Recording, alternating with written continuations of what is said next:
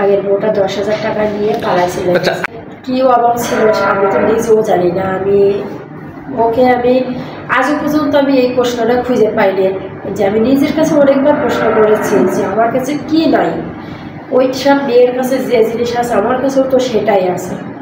তো আমার কাছে তো কোনো জিনিসের কমতি নাই, তাহলে কেন, কোন দুঃখে কোন কষ্টতে ও চলে গেছে? আমি এই প্রশ্নটা আমার নিজের কাছে বারবার করি, কিন্তু আমি এই প্রশ্নের উত্তরটা পাই না, কেন চলে গেল। কিন্তু কিছু কিছু মানুষ বলে, এটাও বিশ্বাস হলাম আমি, যে যাদের চরিত্র খারাপ থাকে, এক জায়গার ভাত খেতে ভালো লাগে না, 12 পাতিলের ভাত খেতে ভালোবাসে, তারাই এই ধরনের কাজগুলোই করে।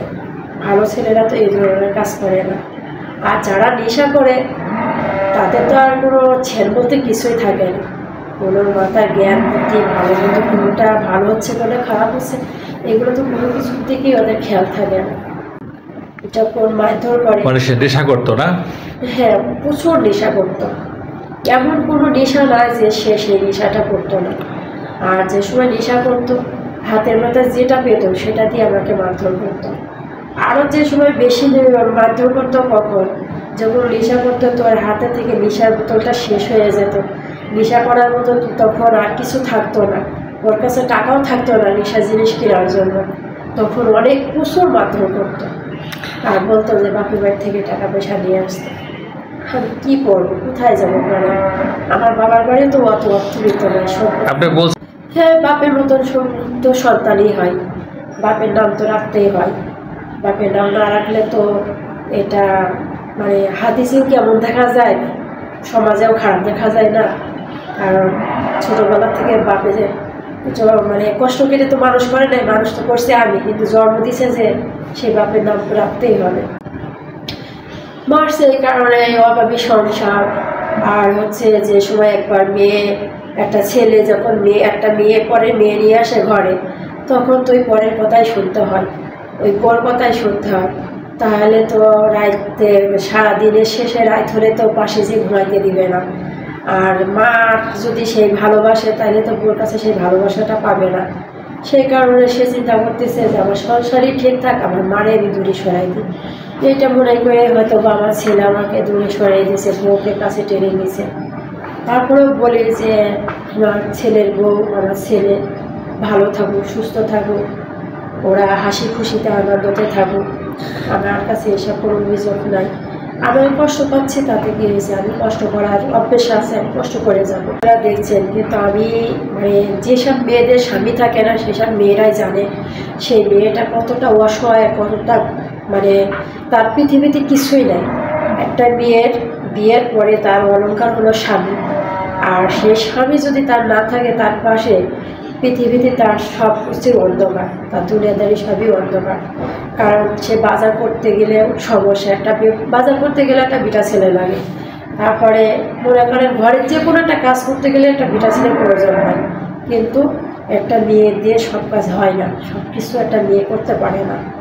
আর এই যা বাজারে একটা মেয়ে যখন ঘরেতে একা থাকে, তখন রাত বিরাতের কথা তো বলতেই পারেন, কত ঢিল, কত লাঠি সুটা ঘরের চালে পড়ে নাই। আবার কোনো কিছু বাদও রাখে নাই। অনেক ছেলেরা অনেক অফার দিয়েছে, বিয়ের জন্য প্রস্তাব দিয়েছে, আমি রাজি হই নাই। বলছে যে তুমি যদি আমার সাথে যদি এসে না থাকো, আমার সাথে বিয়ে না করো, তাহলে তোমাকে আমি বাড়ি থেকে উঠাই দেব।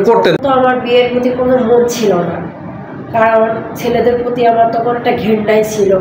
যখন আমার স্বামীর কাছ থেকে আমি এতটা ঘৃণা পেয়েছি, এতটা অবহেলা পেয়েছি, তখন ভাবতাম মনে হয় সব ছেলেরাই এমন। কারণ আমার স্বামীকে আমার প্যান্ট পরা অবস্থায় আমাকে বিয়ে দিয়েছিল, আর সেই প্যান্ট পরা অবস্থায় তখন স্বামীকে জিনিস চিনতাম না, বুঝতাম না। যখন আস্তে আস্তে আস্তে আস্তে দিন যত যাচ্ছে, আমি করতে স্বামী চিনতে শিখলাম, ভালোবাসতে শিখলাম, ভালোবাসা দিতে শিখলাম, সেই স্বামীকে জীবন পড়াতে ভালোবাসলাম। আর সেই স্বামীকে নিজে না খেয়ে স্বামীকে খাওয়াইছি। আমি নিজে পর্যন্ত এই কথা বলেছি যে তুমি কাজ না করতে পারলে আমি কাজ করে খাওয়াবো, পরের বাসায় কাজ করে নে, তোমার মুখে আমি ভাত তুলে দিব, তারপর তুমি আমার পাশে থেকে যেও না, আমার কাছে থেকো, আমার পাশে থেকে তুমি সরে যেও না, আমার মাথার ছায়া হয়ে তুমি থাকো, যাতে কোনো ছেলেদের চোখ না পড়ে আমার প্রতি। আমি আমার স্বামীকে অনেকভাবে বোঝাইছি, কিন্তু সে থাকলো না। তখন এই কারণে ভাবলাম যে না, সব ছেলেরাই মনে হয় এমনই হবে, কোনো ছেলেদের মনে আমার এরকম কোনো আশা নাই যে আমি কোনো ভালো সুন্দর ছেলে চাই বা অনেক টাকা পয়সা আছে, সুন্দর হ্যান্ডসাম স্মার্ট ছেলে, এরকম ছেলে আমি চাই না। কারণ আমি জানি যে আমার যে কোনো ছেলেরা বিয়ে করতে গেলে আমার বয়স 35 বছর, আর 30 বছর 20 বছর 25 বছরের ছেলেরা তো আমাকে বিয়ে করবে না। আমার বিয়ে করবে যে কোনো ছেলেরা তাদের বয়স 40, 45, 50 এরকম যাদের বয়স তারাই বিয়ে করবে। হয়তো বা তাদের যখন 50 বছর বয়স 40 বছর বয়স তারা তো অবশ্যই বিয়ে করেছে, তাদের ঘরে সংসার আছে, স্বামী বউ আছে, বাচ্চা আছে। তো বউ যাদের সংসারে আছে আমি সেই সংসারে যাব না, কারণ যাবো না একটাই, আমি একটা মেয়ে মানুষ, একটা মেয়ের সংসার ভাঙবো না। আর ছেলে যাদের সন্তান আছে, দেখা যাচ্ছে বউ চলে গেছে অন্য কোনো পুরুষের সাথে, বা বউ যে কোনো একটা ঝামেলার কারণে ডিভোর্স হয়ে গেছে বা মারা গেছে, সেসব ছেলেদের সাথে আমি বিয়ে করবো। কারণ তাদের তো সন্তান রেখে গেছে, সেই সন্তানটা আমার নিজের সন্তান মনে করে, আজ নিজের সন্তান তো আমার হলো না, আমি পরের সন্তান পেলে আমার নিজের সন্তান মনে করে আমি তাদেরকে মানুষ করব। দর্শক, আমরা আর গল্পটি দীর্ঘায়িত করছি না, আপনারা পরবর্তী গল্প দেখার আমন্ত্রণ জানিয়ে আজকের মতো এই গল্পটি এখানে শেষ করছি। সবাই ভালো থাকবেন, আল্লাহ হাফেজ।